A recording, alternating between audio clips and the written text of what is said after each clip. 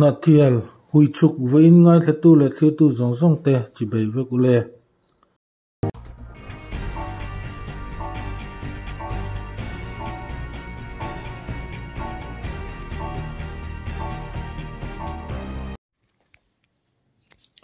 Mizoram Baptist mi popol MBMP in khom pui ve khatna na thiala nei tura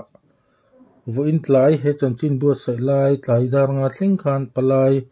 sang khat jasi ri vel anon thleng to a naktuk lama ron kal tum engem oza an la om bokani MBMP pandala hen main counter siam ani a marlam kot chu kon puya marlam atanga ron kal te tan counter siam ani boka chimlam kot chu Emmanuel Hotel tuala counter siam ani bok khochak lama tanga ron kal te tan thingsai road koipui Philadelphia cholbu ka counter siam ani bok heiba ka ko ran sang counter siam nin hetatang hian palai ron kalte hi an thlen in tura da anni MBMP organizing committee nuaya reception sub committee in ruang hanna siam danang chuan BCM panel ko rana lunglei bazar bial chip phir bial pangzor bial then lum bial Aizolis bial ramhlun bial bung tlang south bial chongte east bial chongte west bial damdep bial le diltlang bial te an thleng ani model ko rana buar puinot bial haulong bial new serchi bial thingsai bial zobok not bial bong kon bial kortha bial vaireng te bial longtlai not bial mong bu le phuldung sei bial te an thlenga chan mari ko rana chongte el bial lunglon bial serkon bial vaisam bial kan mun bial longtlai south le wathom pui bial te an thleng bok lungleng ko rana bungtlang bial lungsen bial rasiveng bial thenjol bial zobok south leng pui west phai leng silong mam pui le paithar bial te an thleng ani bazar ko rana charhlun bial molian pui south vanlai phai zol pui tlabung champhai kolasip republic vengthlang saitol le sakor bial te da anni kanan ko rana bung hun bial rangchal kon serte tuiphai khoriulian mamit le phongpui not bial te da anni bok venglai ko rana borpui south bial hauruang lungrang south serchip aizol luangmual zemabok phongpui west le siaha east bial te da annia electric ko rana chanmari molthom not theiriat zotlang farkon khumtung longtlai east le choipui bial te da anni bok electric not ko rana electric bial lungchem bial choipui not mission vengthlang phuai buang thuampui zol nuam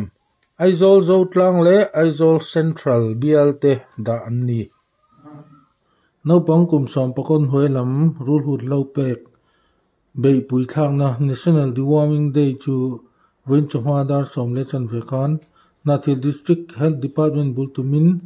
St. Stephen School Nathila manani he hun hi Dr. Lalreng Puiral te Chief Medical Officer chuan akai roya pual rem sanga District Board Sap chuan aman pui ani Good morning everyone. Miss Kanikol. So hey going the National Deworming Day kanpan natura helai na kan principal ke zirtin tuten kun chatak min pe ka bangin kan loma chuan going the api do ting tura kan district kalal better kan deputy commissioner in Minlo Telpuya going the kan lom ema in huto em lâu xin chia đâu ministry còn là tên lâu một tổ mấy thầy à chuan là khi nào kan chief guest atu pian soi na hun kha này mà lệ thiam anh nia chu wang chuan mun takin an thu soi te in lo ngai thanga I National Deworming Day chung cha ka toi te ka soenga I voinia hei tin kum sam di le song panga tang to khan voi bi ru ru dam do in ei thina ni man lai huna chuan dam doi na ka yang nam lo ka lua ka chua kan te rul hu ten luak chuak chau zela mo chuan an e chua ka tiang khanin kum som di kal ta lek leka po ka tiang khan aung thina ti chuan chu sarkar lai puin sia in no pang kum khata changa kum som pakwa ta hi athon vekin hei kum khata hoi bi sikul no pang te sikul lakal phak lo te kha kan wa ni an pe a ti chuan sikul no pang te sikula an ron pe chewa chuan zirtir tu te ne na an da na voin ni kal lo te poin an kal hunan eyanga ti chuan sikul ba to kum som pa ko doi lam te po khan an kal ti thin chuan beng cheng lawang ti chuan apoimo boina enge poimo te chu rule hood wang hianin hu point hu kai to lo mai the ni mo rule hood te chi hrang hrang oma tuna heng dam doi te hi in la in ho te angalang kha in nei lo chuan rule hood in pai khan ni har sana tak tak akhen the ni na ti te ko thalo luak te chuan te lo puana tin rule hood khan thisen alo ve ani chuan in thisen klak cham na te alo khen theya chuan ri na te lo ka hiama ka tiang khan na te nei ani ti chuan rule hood chu eka tangin nge in kai ti chuan kutin sei akara bol lo mo soil transmitted helmin kan ti thina soil chu lei kha kan shebeka kha khan man lai pe chuan kholai in lawan ti chuan bok te na lo ya tiang khan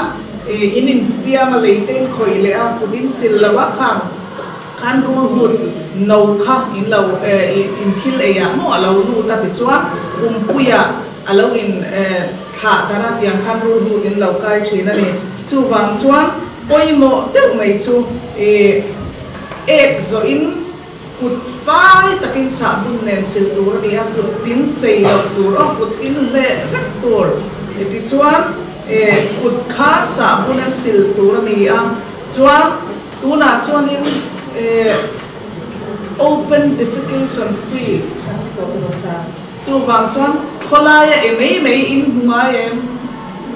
vaira main kal chuan rail station te zinga te kan klana kri manam rum thin ni mo rail station ka tiang rail kong sira khan vai an tam lu tu ka in te hin nei seng lava stam area te an lo thina ni mo sing ka tiang khan na thial chu in nei lo to lo ang ania chu wang chuan buana te kholaya khan lo turani ti chuan thei te kan ei don point thei sang chuan fai takasil turo kholaya te dora hil kan le ke nga top lo turani in silanga ser khumpo ni se full te po in silanga fai takin kutin silanga ka tiang khan chuan cho hi min taka chum ei turani entinan vok phei chu min de wa chum lo chu vok khan rule hu te lo chuan rule hu kai theya chuan chumi anak na laom deuh ke poina thi ka hriat to chu kang rule hu no te kha te he ta thua ka chuan cysticercosis an thia kai te luna te siama an thi thina ni mo thin chu ka tiang te kha a khen thina chu bang chuan voinia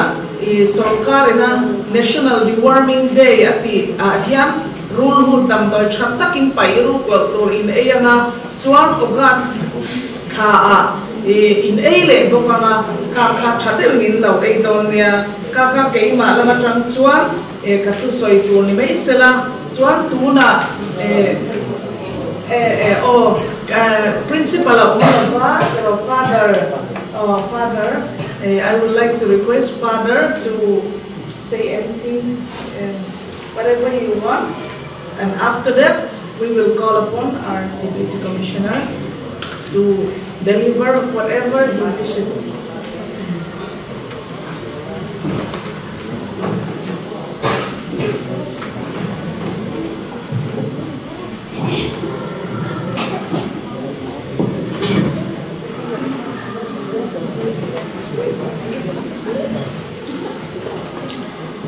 Good morning to all of you. Good morning, Father. Respected DC sir, respected doctor, and all the staff members, and my dear students. We are very, very happy to have our beloved DC sir in our midst, and we one day welcome him in our school and the doctor. And as you heard, as they were telling us about the deworming. In fact, I don't know much about deworming, so I won't be able to say much. But whatever, as they are going to tell you, please listen carefully and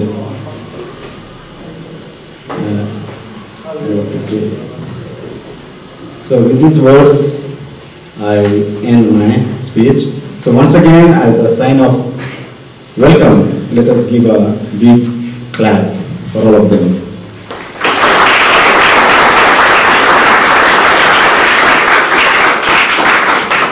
Thank you. Oleh tuna kan chief guest tu say turun ni lang soma. Be chairperson, teachers and their students. Without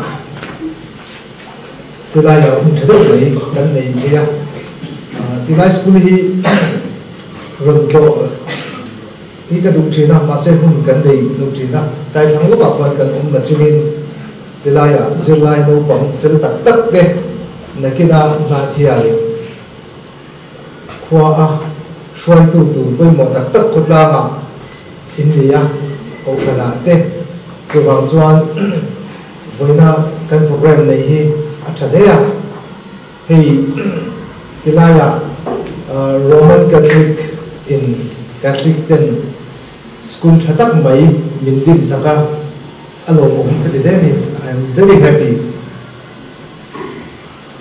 thế tại hiện hết school trong hiện in student đấm tập adults walk to na chatak tak nei te okte po an niang chu wang chong nang ni zirlai fel tak tak te hian in zirlai ngai pui mo turin kan cha du chuwa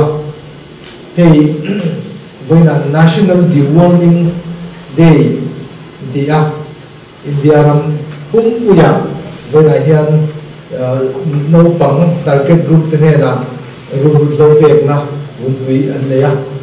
Inang Mani School, Mighty Law School, Dang Song Zoma, Venayan, Pepurania District, Chung Zong Zoma, Yang Khan, Chatakin in the Ena, Sinkan Doctorin, Apoimona, as a Vetoka. People here can like Poimoa, Karu Danahian, Kanlea, Kansum Guahian, even to Kadek and Father Bob, Yang Khan, can Izat Zelani, Achantu, the Ectic on good. Five of them, can Nelson, good hint at Honan, Katmanga, in Apo, and Kim in the line, Monkey on the road. Two rounds one in Alufa, and saying the walk, and on the Johnson, can be lie, can rule, again, he visited Sajante, Sakan, a Johnson, the Locanin, till some can guide him, you can share Melon, Mutam Lonia at Lopejo, two rounds one in a Zazat cup. Dang doi kha a solution poi mo tak mai nia voina sarkari na an ngai poi mo I aman po ngai lawa at hona anan sem te hu te hi along oma India ram kanvania mi ram rethia pe chuanin sarkari nan sem the lo ni ke mi ram a chuan sarkari tian a free vekin sem dona tuna in ei ba ka hian amun a next timing a e de chat chat turin kan han cha du chuwa he do pang thu oi fe tak tak en ya I ru in pai chuan in chang thei lo wanga in le khazirna po in memory kha achak thei do no le hi sen de in la chamanga je se nan pum na te hi se lo na sang sang in le he ne i ma na kan chen pa pakhat chu chu tia amulai hi thuthleng se mu hi atla thlatok me ne chuan hat atakani hi an tia an boi khop maya ma se lo har chho le a chuaka an han investigation an han ti tak tak ka chu thuaka achia se khan I lu khate kham ni hisen zama narfa ak an lawa pe phum zol do tin chungai phum zol hekte poi khate da ko ka ani pakhata ni chu wang chuanin I an han chen ve de khan ti khan thuak ngai to na ti boya de khan a building a balang in nom chen ne chu wang chuanin I ru kan pai nong ni tu na ko hi pai mai de ni kan chen lu ko chu na ong nge ong lo mo chu wang chuan dam doi thatakin ei kola in zirlai ngai pai no la class exam ni asam ber ka class 8 KG to class 8 okay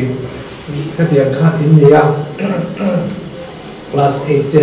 chu wang chuan na kumno ka higher secondary section kai chung mai do na chen chu wang chuan in zirna thataka turin kan cha du chu hei tun naya tiang sual na ana sakop mai kan ring lo de me chia po ni pa po ri lo la ka boy an tam thop mai nang mi ang ro te changa ri lo ti chan ching te po ma hei number 4 te a huara chu wang chuan khang la ka khan in thiar fi hi be pula number 4 ni lo song ban an par do ri lo o ne mo in mo do mo ani le again met anti mudo inomen met mudo inomen ane mo ani le asenti anti zoom mudo zong ban an parle sin do o ane mo kale o acha mo ka do o I ve chin do tu chu wa chuani I kan ve la ka te bu lo ka anaya lo pangte te aizo la te restriction khada chon I education to ni dang ni a class 8 7 8 1 te ka chu wang chuan I khang te kha apoya an sim le the do lo wa tin thina a hlem thina ni chu wang chuan khang la ka ti in mu la tin zuk le mo mi mi zo in kan tin sa tunda local khom zi a po hian film lo kan tam mai the ni he hian ni thil chu mi lawa sum sel la ania I kan shet mang lo la na kan mun na la tu ni kan sar te le thil dam dam ta min khem chin tu ani ya zu le muam la ka te film kan tu banga I kan vai kan film te ke ngam tu me sa da mu chin to chong ban par tu ka mem sa da in van fel ve ani me se so to so me to mem ban dan par tu aza ta me lo me se so to so o tu bur mon to so ito mem tu bur mon to so mem acha ka tu bur ko na mo mong la ba ti chin me la tu ro an ti chin bang hian I edik chopa an tamani zu le mo ko mania mi pakhat ka she ko chuanin kan da lai le mo lai hen ka hon to pa ka du mai lo he thiam ka ko ba in te man ti be chin lo chu ti ka ti en te tu na chu ni a in sa da te ka he to so ka te le zial te mo kha a tha lo ni I sa le ro te mu chuanin an Harvard sensor mo anti sel men bi ro do ani u ka sa ko de chu mo e le in chu bang chuanin mezong min ti tribal tu ani hi chu bang chuanin ri lo la ka te zu le mo la ka te film mu la lekha zepsa tur nang ni am ro de te hi drop out tam ta kan om tran do mai ni a thing ka do zo ka pe chuan school kal lo ka te khulai te me na la thongwal si lo ka te kha an kama chu wang chuan lekha thata ka zir tu sarkar na thonan khel lekha hi kan zir tu na lo che tu o nakina koshana GKP in man na tu te tin thil dang danga in man don pun lekha thia mangai tu le bi song song phei chu ania bera BA tal pass ve turin kan cha du chawa lekha kan thiam lo chuan khoi huna po kalila confidence kan nei the do ne hei mania mi pakhatina min chin chu phaya in khel te kan chu kal thina football thiam anya an khel thina ni ma se Mizoram an ngai khat zel achan chu lekha thiam sang si lawa choran thiam lawa confidence an nei do ne an ho le har san na tam tak an to pha thina ni chu wang chuan in engpo de do ni la graduate level tal kan thlen lo chuan in kan survive mo thina ni politics scale bun lekha thiam mangai mo driver ni bun lekha thiam mela lekha thiam ro ro chu an dang dei nia chu wang chuan in eng zon na ko nakila kan la zong ula chana kum so ma chuan in ang lo zum ko ang tuna alian deuh bo pei chu a then chu sarkar na tha tak tak in thokma then chu missionary te a then chu hetilaya photwala changse ber te te ni omanga in pasal in nei fu lo pei chuan an vote rem chunga mo khatian khan a then chu puan te tringa a then chu mi ina mi na da thoktabun in omai the ni chu ma chuan ahun lai in rual khathun lai yan ru nei lo chuan ni nakina in thau zunga in chian te chu hetlai skula kan kalpui kha sin mole kan classmate kha sin mole india la ko laga in topon in biru chu me ang naw khain an boga fa pathum vel nen in an kai ta ta mo ber te khan in chian te chen khat chu office kalin ti khan motorunan control na tiang khan in thau the ni chu atak tak kan ton to ania ahun laya na zirna kan ti hi poi moni thir hi in chiang ro te tiam thir hi factory a in enjoying tia thir bo te me hi ni chuan ami thiam ten factory thok ten anan siam tak tak sutian thil tha tak tak an siam chuaka ahun laya anan ro nga ahun laya an den chuanin thil chi sang sanga asiam chua thei ni tha tak taka chuan chuan thir chu anun ngai deng ro ini ya ahun a timing o mani chuan chuan lekha zir le kan thuma po hi ahun laya ma chumi in go pel po chuanin chance avang ko chi ni chu wa chuan tu na hun tra in nei ka kan no pang te in ni ha rui tho la ka film la zu le mo ma te no le pa le zerte ku te thu oi ula chu pathian thu oi na chi kan ne pathian hi mu tum bai na tu ma kan mu thei lo in se pathian mu lo som ban an par do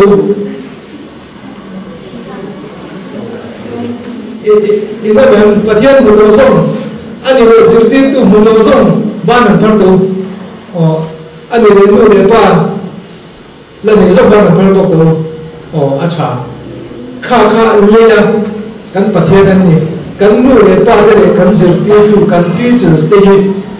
kan pathian le kan pathian mu te ten ni chu wang chuan an ni chuan in thil sual ti turin an du lo wang chu an thu in zoma chataka in nun khanin pathian thu in ni kha thirang turin kan cha du chu ni chuan he program hi no tling taka an the nan long takin kan lo nge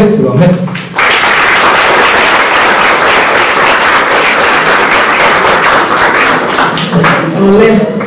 kan deputy commissioner he na train thu tha tak kan ngai kha a theigil mi so wang chon voinia kan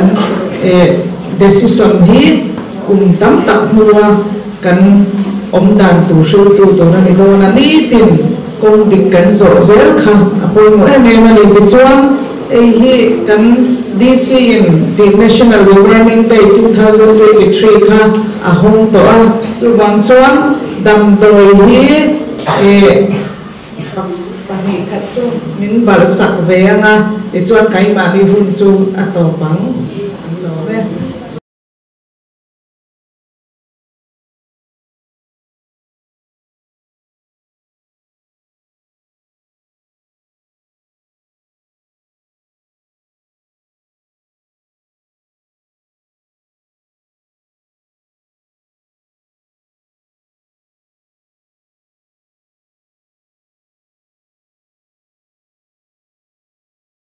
Mizoram Baptist mi papol MBMP in khom pui ma saber chu February ni ko atanga ni som pani sangni samni pathum hian na thel HBAC ground na nei ani dona in buat chaina peifel ani toa ni zan khan pandal hlan na in khom nei ani pandal hlan na in khom hi MBMP organizing secretary rongbol 2F lalbiak thanga kai soya MBMP organizing chairman Reverend TC Vanlalmal Soman Pathian hena pandal hi alana zai ho BMP zai pol le mal zai te in hun manani voin hi thlan kim ni ania naktu khian BCM biak in electric nota MBMP ro relani ang pandal hi adung fit za somruk le awang fit za somnia liana sakani a palai sangli vel leng tura rom manani MBMP in khom pui thu pui tan minti harle ro sam somriat pangana chang ruk man ania speaker ran parot lovin BCM pui patale MBMP hroi tu ten thu anin soi chok don ani khati zong kha hui chuk na thiel voin kan ti chua thei te chunia ngai thla tu zong zong te in zawai in mang tha ve kule